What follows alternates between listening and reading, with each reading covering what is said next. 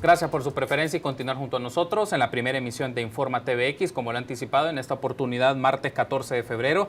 Ya está conmigo Catherine Serpas, directora ejecutiva de la Asociación Nacional de Personas Positivas Vida Nueva, y vamos a hablar un poco del acceso a medicamentos antirretrovirales a población con VIH. Bienvenida, Catherine, a Informa TVX. Muy buenas tardes, gracias por la invitación. Gracias a usted por acompañarnos esta mediodía, Catherine, e iniciamos la entrevista con este punto. Como ha sido presentado por nuestro espacio de informativo Informa TVX en su primera emisión y en su emisión estelar, la Alianza de Sostenibilidad para la Respuesta de VIH en conferencia de prensa la semana pasada ha sido muy concreta y ha destacado lo siguiente: hay una disminución aproximada de 1.1 millones de dólares respecto al presupuesto 2017 del Ministerio de Salud para la compra de medicamentos antirretrovirales y asistencia a la población con VIH. Para poner números, y creo que es importante visibilizar esto a la opinión pública, Catherine, ¿cuántas personas registran que pueden ser afectadas ante esta disminución presupuestaria? Bueno, es toda una estrategia, ¿verdad? Porque hay un número de personas que ya están en terapia antirretroviral, que son más de 9.000 personas, y estas personas toman diferentes líneas sobre la terapia. Pero están los nuevos casos que también se verían afectados, sí, que dar un número ahorita pues sería realmente... especulativo. Claro, claro, porque sí, serían las personas que están en terapia más los nuevos casos y estarían todas las personas involucradas y afectadas acá. Así esta mención del dato para efectos, porque también hay algo que hablábamos antes de entrar al aire, es que hay ciertos compromisos que ha asumido el gobierno de El Salvador respecto al tratamiento a personas con VIH y el tema de prevención y tratamiento, como lo hemos mencionado, y hay uno, en este caso de compromisos, usted me mencionaba, por ejemplo, que el Fondo Mundial ya no va a apoyar el patrocinio del tema de medicamentos como lo ha venido haciendo por años. Explíquenos un poco esto para tener más claro el contexto y cómo se vincula con esta decisión tomada y marcada para el presupuesto 2017. Claro, el país durante muchos años recibió ayuda del Fondo Mundial para la compra de medicamento. El medicamento antirretroviral se compraba con ayuda internacional, sí, y una parte, menos del 35%, lo asumía el Estado. Pero desde hace años, pues el Estado ha venido garantizando, ¿verdad?, de que se absorba mucho más con año y año. Y el Fondo Mundial, pues ya se estaba dicho desde hace tiempo de que ya para el 2017 ya no había esta ayuda para la compra de tratamiento antirretroviral. Claro, porque es un compromiso, entiendo, que el gobierno ha asumido y mencionan, bueno, si ya asumimos ese compromiso, es que tenemos la capacidad para adquirir ese objetivo, para cumplir ese objetivo. ¿Se puede entender así, Catherine? Se puede entender así también por la epidemia, va tomando otras caras sobre la región, okay, entonces la ayuda del Fondo Mundial se va hacia otros países que tienen mayor prioridad en la ayuda financiera, ¿verdad? No quiere decir que nuestro país no requiera de una ayuda internacional, pero en este caso se creía de que el país ya estaba apto para asumir esta responsabilidad. Perfecto. Ahora me gustaría que toquemos este punto, llevando en sintonía lo que hemos hablado en estos primeros minutos, Catherine. ¿Tiene alguna relación o hay algún vínculo este proceso conocido de compra conjunta de medicamentos que tienen los países centroamericanos con los medicamentos antirretrovirales? Entiendo porque es una experiencia que a nivel centroamericano se ha hecho de compra conjunta de medicamentos con la idea de tener precios más baratos y que eso pueda favorecer a las condiciones de personas que tienen diferentes tipos de enfermedades crónicas. Pero ¿aquí hay alguna vinculación de esto, de esta compra conjunta de medicamentos o no? Hay diferentes estrategias en la región, ¿verdad?, que se pueden optar si el país lo quiere para poder comprar más barato el medicamento, etcétera. Pero nuestro país no ese es el caso, ¿verdad? Sí. No es ese el caso. El país hace compras directas y el tema dentro de la mesa pues son las patentes, la propiedad intelectual, que son temas que vienen a afectar la compra directa de nuestro país. Nuestro país compra muy caro porque todavía no está dentro de estrategias de Latinoamérica o de la región, se podría decir. Ese es un punto, me parece interesante, el hecho de cómo afecta la dinámica del mercado o puede existir especulación por el precio de medicamentos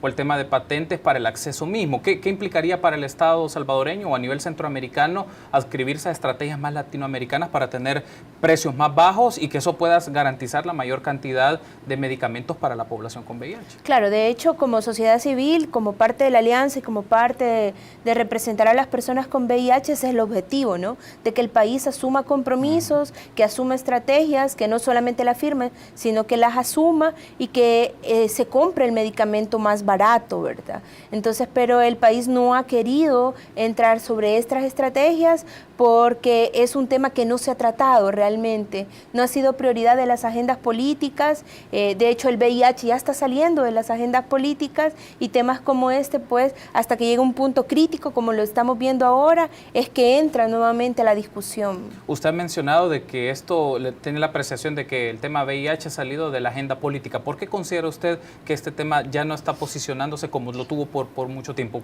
¿Cuáles son algunas causales para esto? Es una percepción de una falsa realidad, se podría decir, ¿verdad? No es lo mismo lo que dicen los informes, lo que se vive a diario dentro de los hospitales, ¿no?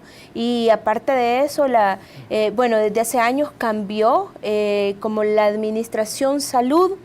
Antes VIH tenía una línea presupuestaria, habían objetivos demasiado claros sobre una agenda política, y ahora no los hay. Entonces eso restó importancia al tema, y ahora vemos las consecuencias del cual pues estamos viendo falta de medicamento, no hay cobertura sobre información sobre la prevención de VIH y otros temas como el estigma y la discriminación, que viene siendo uno de los mayores obstáculos en el tema. Catherine, me gustaría hacer la invitación a los amigos de la audiencia y pedirle a la producción que pueda pasarnos un pequeño extracto de la entrevista que tuvimos el año pasado, para ser más precisos, el 8 de diciembre de 2016, con Salvador Sorto, que en aquel momento era jefe en funciones del programa de VIH del Ministerio de Salud, y nos habló un poco sobre este tema del abastecimiento de medicamentos antirretrovirales. Si le parece, veamos entonces este clip de la entrevista y regresemos para tener los comentarios de nuestra invitada. Personas que tienen VIH en esto. Debo decir con mucha satisfacción que tenemos más de 6 años ya de no tener desabastecimiento de medicamentos antirretrovirales. Nuestros medicamentos están alineados con las normas internacionales que propone la Organización Panamericana de la Salud y la Organización Mundial de la Salud para atender a las personas viviendo con VIH. Tenemos todos los medicamentos para brindar la atención a las personas, y precisamente estamos iniciando un proceso de revisión de nuestras guías clínicas de atención integral hacia las personas viviendo con VIH para ponernos en tono con lo que a nivel internacional se está proponiendo. De manera que podemos hablar... Ahí teníamos entonces las declaraciones de Salvador Sorto, en aquel momento jefe en funciones del programa de VIH del Ministerio de Salud, y nos decía sobre esto, que en los últimos 6 años no habían tenido problemas de desabastecimiento y que estaban con la estrategia de incorporarse a los estándares internacionales de tratamiento, de prevención y de seguimiento del VIH. ¿Cómo valora usted estas declaraciones? ¿Las acredita o no las acredita? Bueno, la verdad es de que es una postura del Ministerio de Salud, ¿verdad? Sí. Eso sí, o sea, el Ministerio de Salud va a tener su postura y él la va a defender como tal. Sociedad civil y parte de las organizaciones que trabajamos el día a día con las personas con VIH, pues monitoreamos estas declaraciones y otras más que existen en el tema. Eso pudo haber sido en su momento sobre la proyección. Hay que reconocer que el tema de VIH ha ido mejorando y hay muchas cosas que han mejorado, pero esto lo veíamos venir desde el 2014 y venimos diciéndolo en reuniones estratégicas en el Ministerio de Salud y no se nos tomó en cuenta. ¿Por qué? Porque el presupuesto se decide con año. Entonces, esto ha venido del presupuesto aprobado para este año, que ya por el recorte presupuestario que ha habido secuencialmente, ya lo veíamos venir.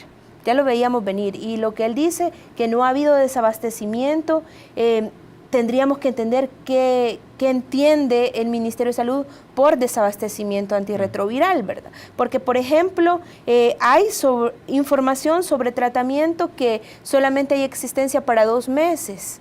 Y ya estamos a, casi último de febrero, y ese medicamento ya no hay en existencia en nuestro país. Incluso un tratamiento ya se está prestando al Instituto Salvadoreño del Seguro Social.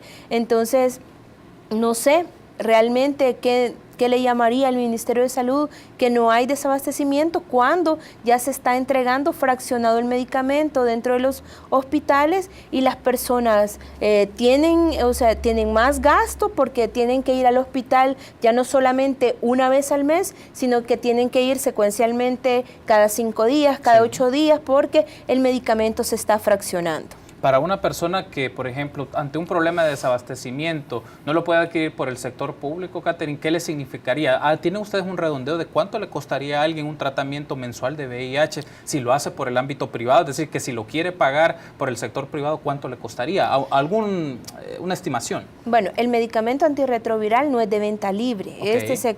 O sea, la persona no tiene opción de ir a alguna farmacia y comprarlo. No, pero el medicamento va subiendo según el esquema que la persona esté tomando. Por ejemplo, los de primera línea andan como en unos $70 mensuales por persona, y una segunda línea es un costo más elevado, ya no digamos una tercera línea. Ok, perfecto. Es según ciertas consideraciones médicas para cómo es el tratamiento que va a tener. Ok, perfecto. Ahora hay otro aspecto que me gustaría que abordemos, que ustedes mencionaron en la conferencia de prensa, que el Ministerio de Salud tiene una deuda con la Organización Panamericana de Salud de aproximadamente de $1.8 millones tras un impago de factura. Y me gustaría que nos platique cómo nos podría ampliar, cómo se fue generando esta deuda y qué implicaciones tiene dicha deuda.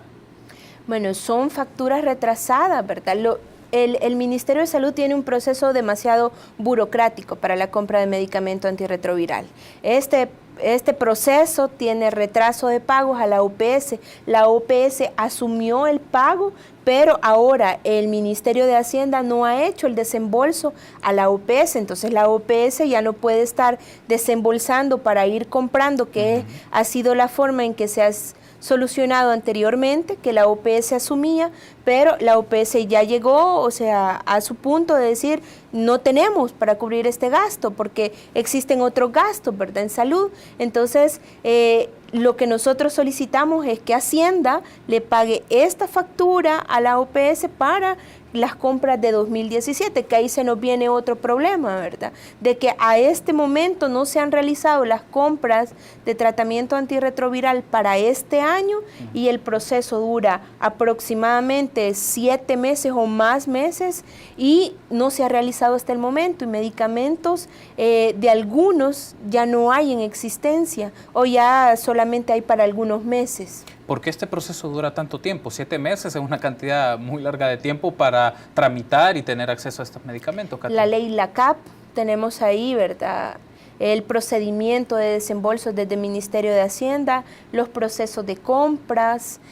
No hay realmente un proceso que no lleve tanta rigurosidad en todo esto, aunque ya se ha abordado el tema dentro del Ministerio de Salud, pero el proceso sigue siendo el mismo, engorroso. Ahora bien, me gustaría que platiquemos un poco la reacción del Ministerio de Salud ante este posicionamiento que ustedes han dicho de la deuda con la Organización Panamericana de la Salud. ¿El Ministerio de Salud les ha comentado alguna manera de ir subsanando esta deuda o alguna forma de tratar, en la medida de sus posibilidades, de acomodar según las finanzas que tiene para cumplir este compromiso? Bueno, estas facturas que se deben a la OPS se van a cubrir con el presupuesto que está aprobado para este año. Quiere decir que de los $2.5 millones que ha aprobado para la compra de tratamiento antirretroviral, ahí se descontaría el pago de 1.8 millones que se deben a la OPS. Solo nos quedarían como $700,000 para la compra de tratamiento antirretroviral 2017. Y esa es nuestra preocupación, ¿verdad? Sí, yo hago un llamado y aprovecho, ¿verdad?, esta oportunidad para que el Ministerio de Salud no nos vea como un enemigo, como alianza o como representantes de las personas con VIH.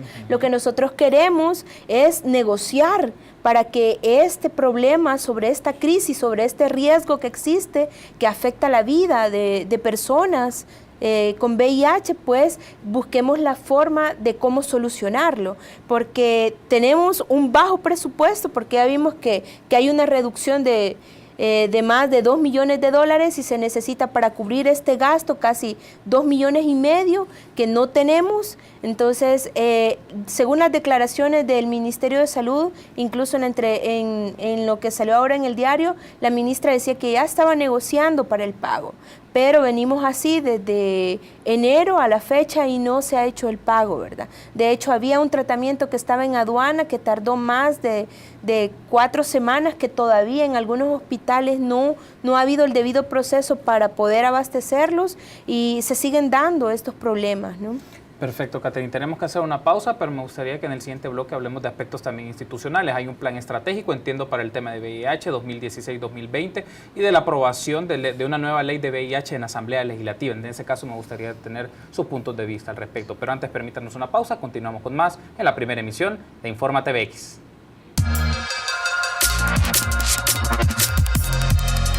Gracias por su preferencia y continuar junto a nosotros en la primera emisión de Informa TVX, segmento de entrevista. Hablamos del tema de acceso a medicamentos antirretrovirales a población con VIH y me acompaña en esta oportunidad Catherine Serpas, directora ejecutiva de la Asociación Nacional de Personas Positivas Vida Nueva. En ese caso, ahora en este bloque, Catherine, me gustaría que retomemos otros aspectos de corte más institucional y uno de ellos es: hay un documento denominado Plan Estratégico Multisectorial de VIH e ITS para el año 2016, o la proyección es en los próximos 4 años, 2016-2020. Me gustaría que hablemos que como alianza y como organizaciones de la sociedad civil, ¿qué opinan de dicho plan estratégico? Porque ahí están formuladas las acciones a desarrollar, a implementarse, los objetivos y las metas que se esperan lograr en los próximos 4 años. ¿Cuál es la apreciación que ustedes tienen de dicho plan? Bueno, realmente el plan está muy bien diseñado porque participamos todas las organizaciones, pero el país ha asumido compromisos que probablemente son muy ambiciosos. Okay. Bajo la crisis que estamos, realmente hay unas metas que se llaman 90-90-90 y que el país ha puesto sobre ese plan multisectorial que por todo lo que estamos viendo es probablemente que no se cumplan. De hecho, el plan estratégico multisectorial no tiene los 90, sino que los 85% de metas a cumplir en la respuesta del VIH. Pero, por ejemplo, ahora no solamente son tratamientos los que cubre el plan, sino que son otras líneas específicas, ¿no? Por ejemplo, las pruebas, la carga viral, los exámenes que son esenciales para las personas con VIH y su monitoreo en la salud, carga viral y CD4. En este momento no hay insumos para todas las personas, no hay reactivos, en el sentido que solamente hay para embarazadas y para población clave. Las otras personas se quedan fuera. ¿Qué quiere decir esto? Que hay un impacto sobre las estrategias que se han planteado dentro de este plan que no se van a poder cumplir, porque se necesita primero tocar lo que ya estábamos hablando del medicamento antirretroviral y solucionar otras cosas que están ahí como metas, ¿no? ¿A su criterio considera que la implementación se puede ver afectada únicamente por asuntos financieros, por recursos financieros, o hay aspectos más burocráticos, estratégicos, de personal para echar a andar un plan, en principio, como usted ha mencionado, ambicioso en varios ejes? Bueno, la verdad que las bases en nuestro país existen. Como le digo, es de reconocer que el tema ha ido, ¿verdad?, creciendo, pero realmente en lo que estamos, en el contexto actual, sí es demasiado ambicioso. Primero por las líneas presupuestarias que no dan abasto para lo que se ha programado dentro de las metas a cumplir. Para siendo específico y solo para tener un dato de referencia para nuestros amigos de la audiencia, la meta son 4 ejes. Uno de esos es el financiamiento para la sostenibilidad y la meta es para el 2020 tener un presupuesto de 74.5 millones de dólares y también un ahorro del 10% en las compras eficientes de medicamentos, en este caso antirretrovirales. Esto es importante porque, digamos, 74 millones es una cantidad muy fuerte de dinero y que lograrlo hasta obtener este resultado para el 2020 se escucha bastante ambicioso, ¿no? Claro, la verdad es de que el país probablemente no estaba apto para poder asumir estas metas que se pusieron dentro del plan y vamos a tener un riesgo de no cumplir estas metas a 2020 y peor aún de no garantizar la salud, el derecho a la vida de las personas con VIH y sus familias. Ahora, a otro de los ejes que se habla es el entorno favorable y sinergias, es decir, que se pueda reducir el estigma, la discriminación relacionada con VIH, que ahí también hablamos no solamente de una responsabilidad del Ministerio de Salud o de instituciones de gobierno, también estamos hablando de otras expresiones de actores en la sociedad, el sector privado, organizaciones sociales, medios de comunicación. ¿Cómo se puede ir trabajando en este tema para, digamos, no solo centrar la responsabilidad únicamente en el gobierno, que claro, es un agente protagónico en esto, pero cómo entran otros actores, otras expresiones sociales para tener un entorno favorable y sinergias e ir disminuyendo la discriminación e ir promoviendo vínculos de cohesión con la población con VIH? El estigma y la discriminación siempre va a ser uno de los mayores obstáculos en el tema de VIH, porque la infección tiene diversas puntos de vista, ¿no? Pero existen dos tipos de estigma y discriminación, la que vemos todos los días, la comunitaria, la que sea en la escuela, en el trabajo, etcétera, ¿no? Y existe otro estigma y discriminación que es legislativo, y nuestro país sufre de ambos.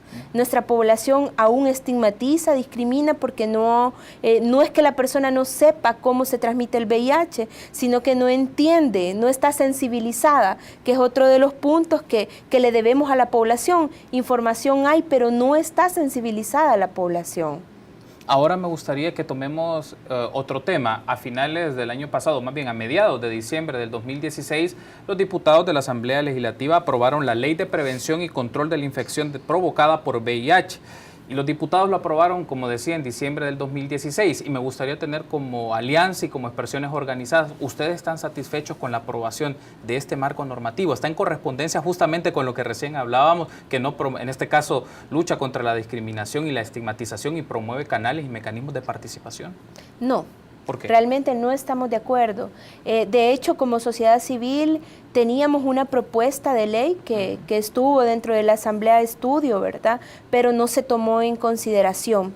Nuestra ley que presentamos estaba diseñada desde la perspectiva de los derechos humanos, un ojo que no se ha visto en el tema de VIH, porque el tema de VIH siempre se ha visto solamente salud.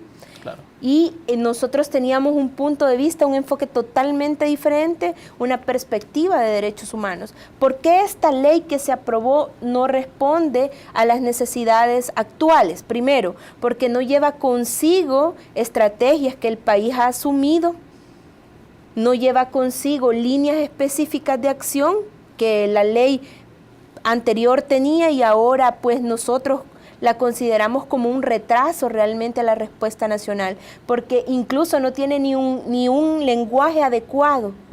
Entonces es un retroceso a la respuesta porque realmente no garantiza el respeto de los derechos humanos. Incluso, por ejemplo, estaba el ente que es el CONACYDA, que habían entidades de diversas entidades nacionales, y ahora habría que partir de cero, porque lleva a otras entidades involucradas que antes no estaban dentro del tema de VIH, que ahora se llama la CONAVI, ¿no? Sí. Según la nueva ley. Entonces, esta ley no está diseñada para las necesidades actuales, no lleva consigo estrategias que el país ha asumido, por ende no va a responder realmente a una respuesta eficaz en el tema de VIH. A su criterio, ¿por qué fue que se dejó de lado la propuesta de ley que ustedes presentaron?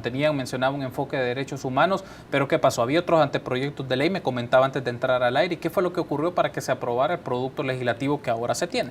Bueno, de hecho habían 3 propuestas de ley, una del Ministerio de Salud, una del Partido Arena y una de Sociedad Civil. La Comisión de Salud hizo un nuevo proyecto de ley de que agarró partes de estas 3 propuestas de ley, pero realmente es como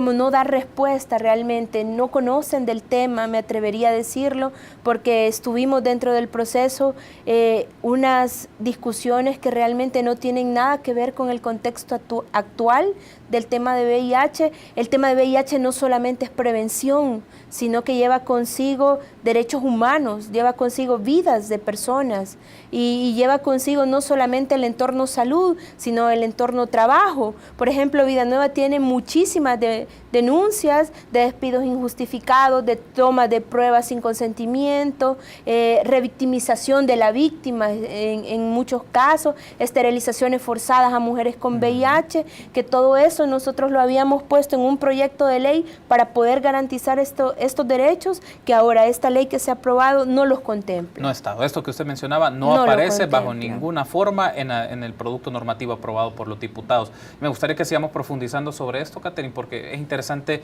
ver este debate. ¿Ustedes fueron parte de la audiencia o solicitaron audiencia ante la Comisión de Salud en la Asamblea Legislativa o participaron o expusieron sus puntos? ¿No se les permitió? ¿Qué ocurrió? Para ver si existió esa interacción con los diputados y diputadas de dicha comisión y presentar estos posicionamientos y problemáticas que recién me acaba de mencionar. De hecho, hicimos múltiples acciones para poder dialogar y poder estar dentro de una comisión para poder garantizar de que todo lo que le estoy diciendo tendría que tener la ley. pero realmente no se nos abrió la oportunidad de poder participar activamente para poder formar un proyecto de ley. Nosotros no queríamos que por el hecho de que Sociedad Civil había entregado un proyecto de ley, ese se aprobara. Lo que nosotros queríamos era mejorar el tema de VIH, y que si así era sentarse y poder hacer otro proyecto de ley, lo hubiéramos hecho. Pero estuvimos enviando cartas para poder entrar dentro de la comisión. De hecho, nuestro proyecto de ley estuvo en la Comisión de Derechos Humanos y Justicia, y luego se pasó a la Comisión de Salud.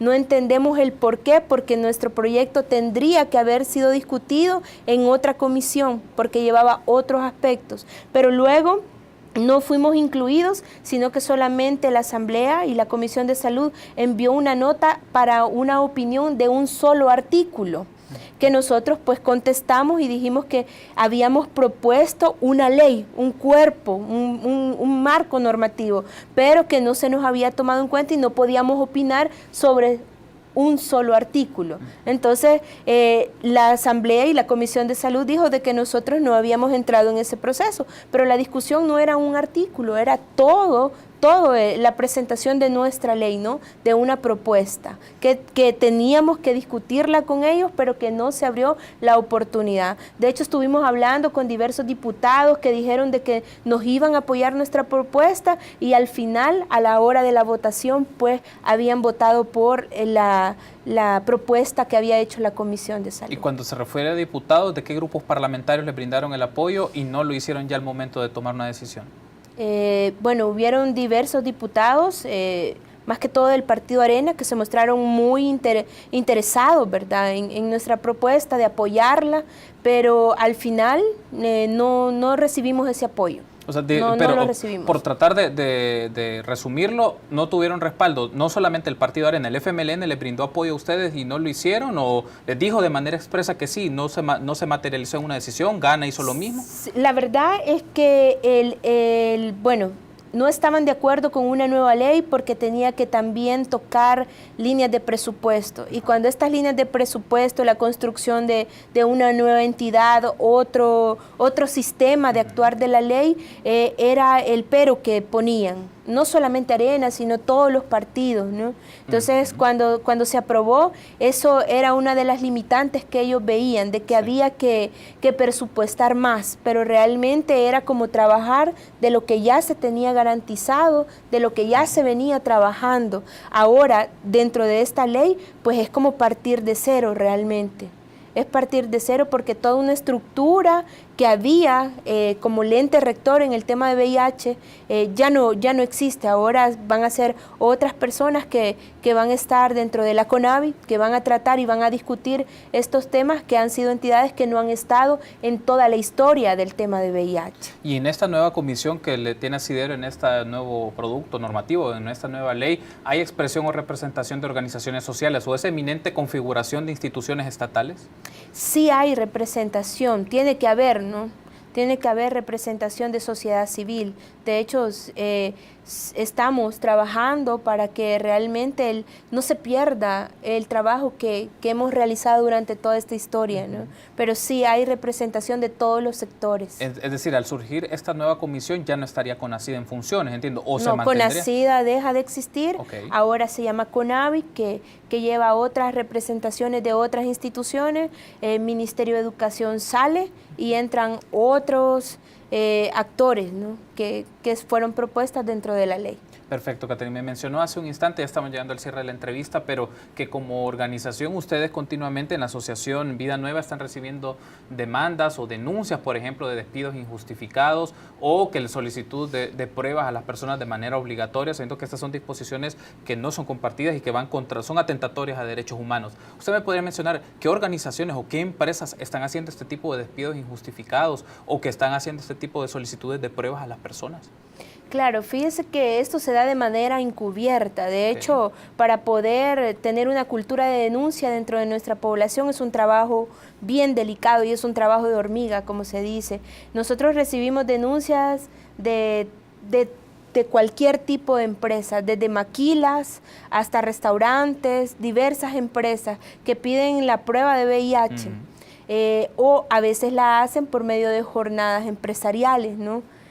Jornadas de salud, que es una forma encubierta de poder solicitar la prueba dentro de la empresa, ¿no? No hay un verdadero manejo de la información, ni del diagnóstico de la persona. Entonces sí recibimos bastantes denuncias con respecto a eso, la misma ley anterior, ¿no? Ahora esta también es el derecho de la persona a decidir hacérsela o no. Pero, sin embargo, es una práctica que sigue existiendo y que ha existido durante todo este tiempo. Sectores en términos generales, por ejemplo, si habláramos de un sector, mencionaba Maquila, digamos, por el tema de que confidencialidad y el tema también para que las personas no se sientan desprotegidas, pero hay ciertas áreas o ciertos sectores en donde ustedes están viendo un patrón que se da este tipo de prácticas que afectan con los derechos humanos de las personas o de la población con VIH, por ejemplo, Maquila, o el tema del sector servicios, o el sector de telecomunicaciones. ¿Ustedes tienen por lo menos un mapeo de en qué áreas se están dando este tipo de agresiones? Claro, claro. De hecho, ya hemos tenido algunas acciones específicas con algunas empresas.